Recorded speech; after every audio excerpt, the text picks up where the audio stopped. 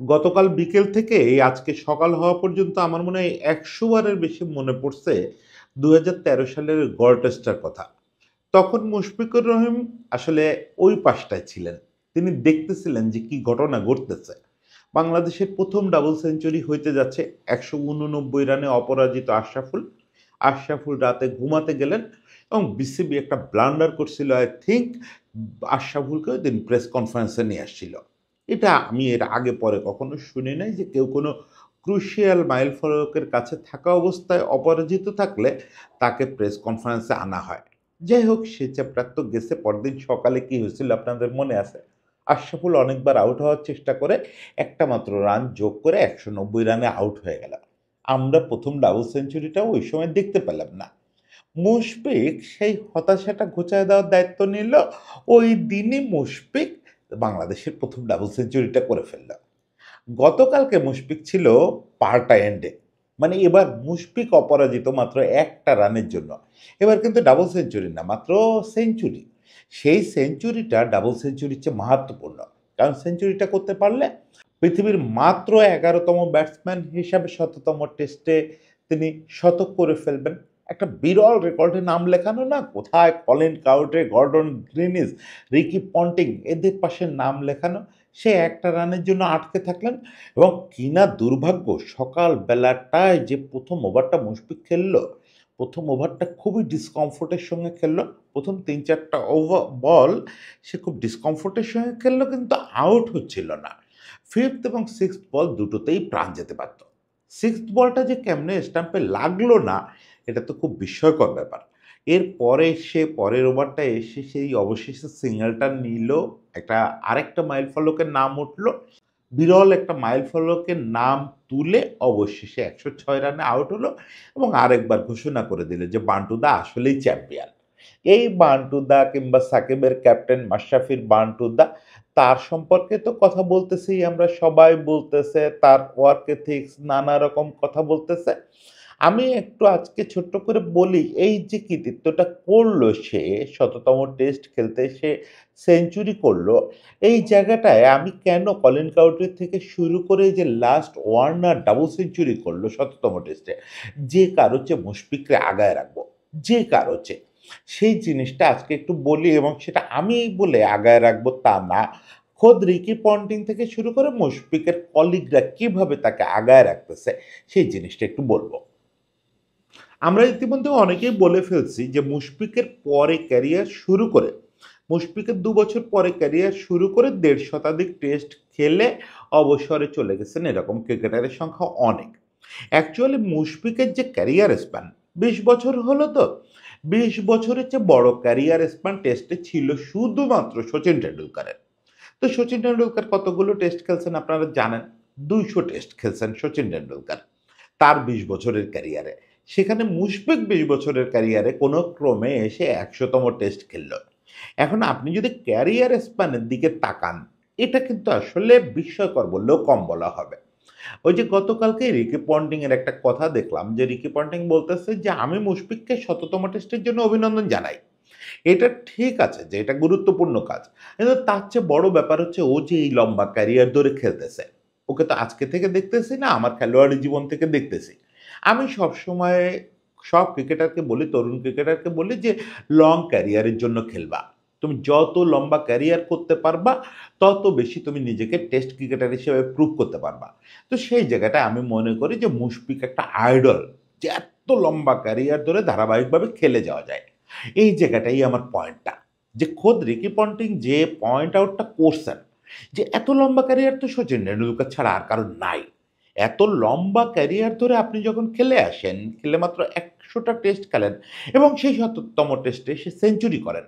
তার মানে আপনি ফুরায় যান নাই। আপনি জোর করে খেলতেছেন না। এমন না যে আপনি আপনার জায়গাটা জোর করে ধরে রাখছেন।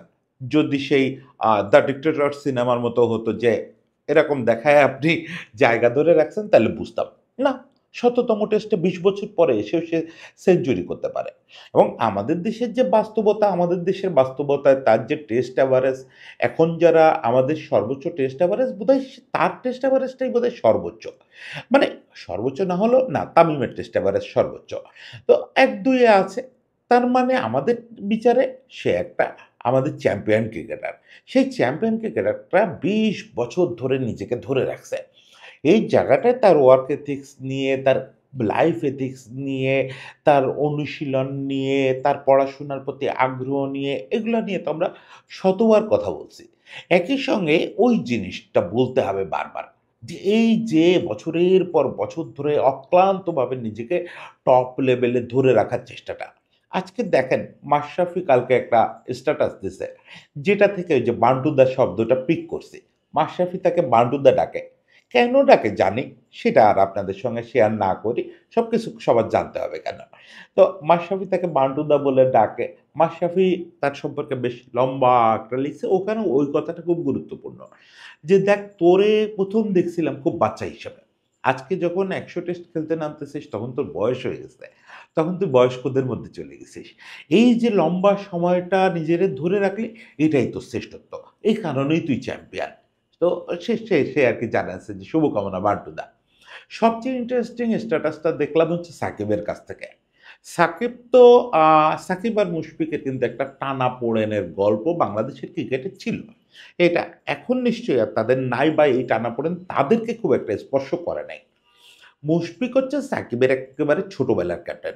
মানে আন্ডার 13 টিম থেকে শুরু করে একদম ন্যাশনাল টিম নানা জায়গায় এজ লেভেল তো সবগুলোতে, আন্ডার 19 পর্যন্ত সবগুলোতে সাকিব খেলছে মুশফিকের আন্ডারে। সাকিবের ১ম ক্যাপ্টেন সব লেভেলে।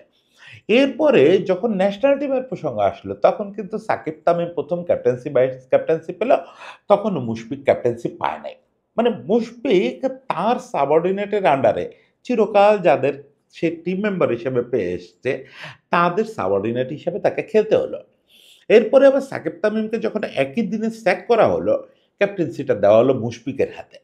ফলে আমরা এই ক্লাসিক বাঙালি ধরে নিতে পারি যে মুশফিক আর সাকিবের মধ্যে একটু সম্পর্কটা বোধহয় ওঠাপড়ার আছে, একটু মনোমালিন্যের আছে।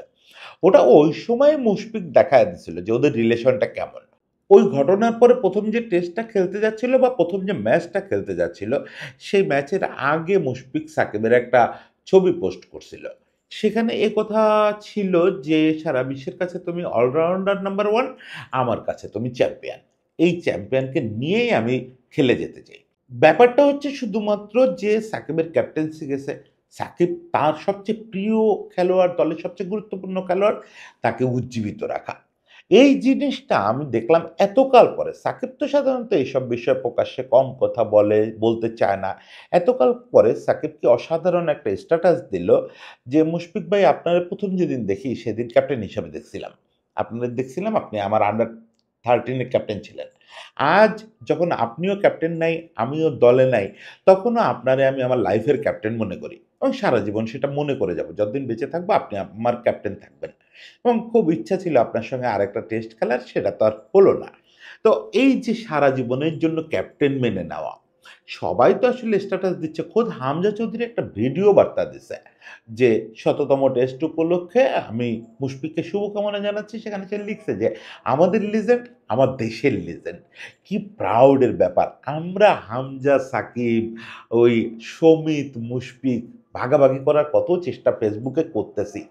ভাই আপনাদের বলি এই আমাদের কনটেন্ট ক্রিয়েটরদের ফাঁদে ফেসবুক ভিউ লাইকের ফাঁদে পা দিয়েন না, একদম পা দিয়েন না।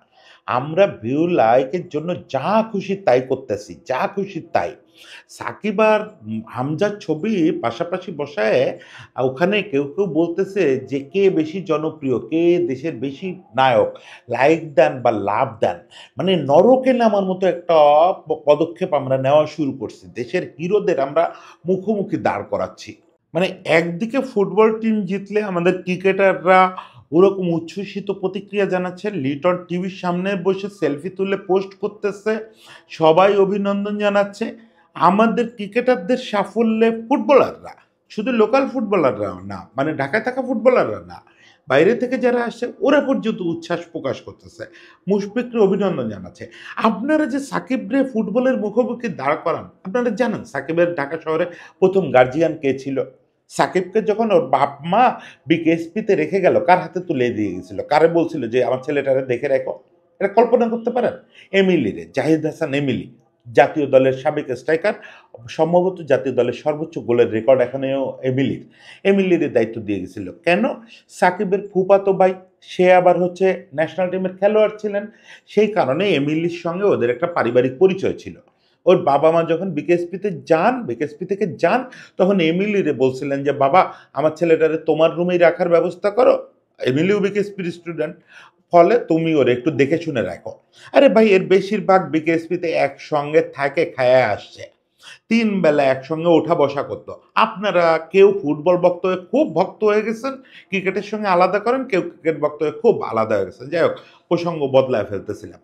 মূল ব্যাপারটা হচ্ছে যে হামজা থেকে শুরু করে সাকিব, মুশফিক, তামিম, সবাই যে জায়গাটা আসলে ফোকাস করতেছে সেটা হচ্ছে এই মুশফিকুর রহিমের লংজিভিটিটা। পারফরমেন্স তো অনেকে করে, ২ বছরের জন্য পারফর্ম করে। আমাদের মুমিনুল আসলো, প্রথম ২ বছর ফাটায় দিল, ডন ব্র্যাডম্যানের সঙ্গে তুলনা করা শুরু করলাম আমরা। সেই মুমিনুলের পারফরমেন্সটা কমতে কমতে কোথায় গিয়ে ঠেকছে? আগের দিন আমি কন্টেন্টে বলতেছিলাম যে হয়তো সম্প্রতি মুশফিকের নিচে ওর অ্যাভারেজ নেমে আসবে। আমি জানিও না যে এর মাঝখানে ওর অ্যাভারেজ সত্যি সত্যি মুশফিকের নিচে নামে আসছে। ওর সেই ৬০ অ্যাভারেজ নামতে নামতে মুশফিকের নিচে চলে আসছে। বুঝেন অবস্থাটা। এখন এই ২-৩ বছরের জন্য ক্রিকেটার হয়ে লাভ নাই। এইটা মানে আপনাকে ইতিহাসে ঠাঁই দেবে না। শেষ পর্যন্ত ইতিহাসে তারাই থাকবে যারা ওই লম্বা মেয়াদে খেলে যেতে পারে।